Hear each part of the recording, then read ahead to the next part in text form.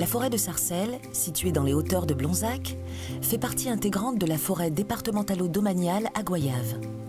Dans les années 80, elle fit l'objet de défrichements illégaux sur une centaine d'hectares.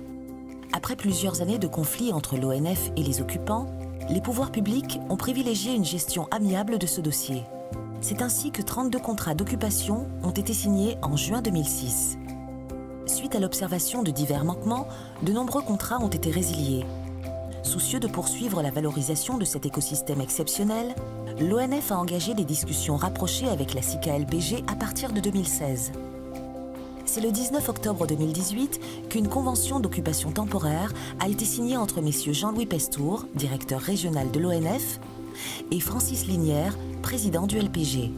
C'est un projet nous permettant, dans un premier temps, de retrouver la pleine maîtrise du foncier de Blonzac, car précédemment, il y avait des agriculteurs installés qui ne respectent pas les clauses du protocole de 2001.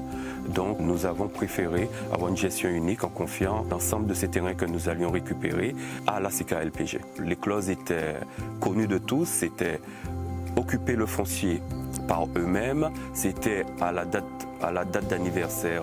Quand ils atteignaient les 70 ans, c'était mis fin, sinon ils pouvaient demander une prorogation à 75 ans. Deuxième chose, c'était payer une redevance.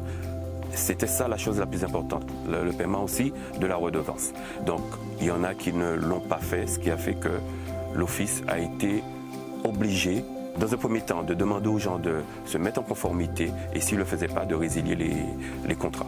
Pour l'ONF, en tant que gestionnaire de ce massif, qui maintenant a une vocation agricole, c'est bien d'avoir un gestionnaire unique concernant les concessions, comme vous le voyez, qui sont inoccupées ou qui a des squatteurs dessus.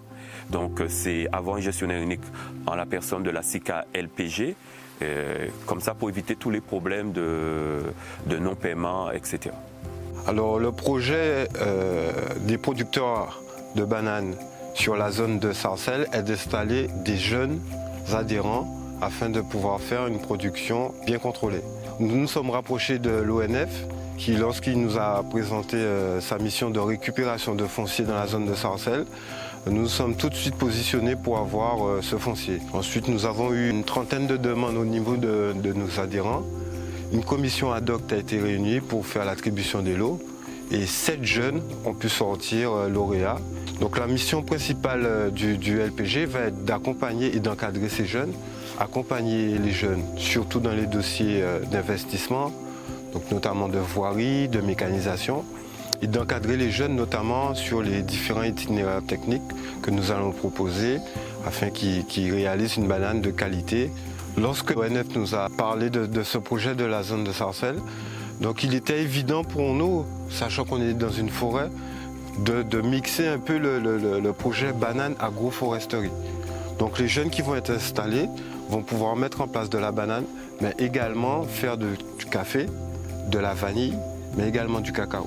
C'est un bon but pour moi, puisque dans la mesure que je ne suis pas faite, on n'y pas organisé côté site, mais pas fait, nous pas ni de l'eau agricole, nous pas ni hangar collectif. Et on a pensé que moi qui installé 34 ans, on a travaillé dans précarité, puisque pas ni chimie, on a forcé, on a fait misère en machin. Moi, économiquement, on a perdu aussi, puisque c'est plus journée de travail qu'on a payé pour moi acheminer banane moi, puisque quand on n'est pas monté, on n'y pas habité, c'est un tracteur que nous travaillons. Alors moi, je pense que ça rapporte en plus pour tous les agriculteurs qui sont installés à Sarcelles.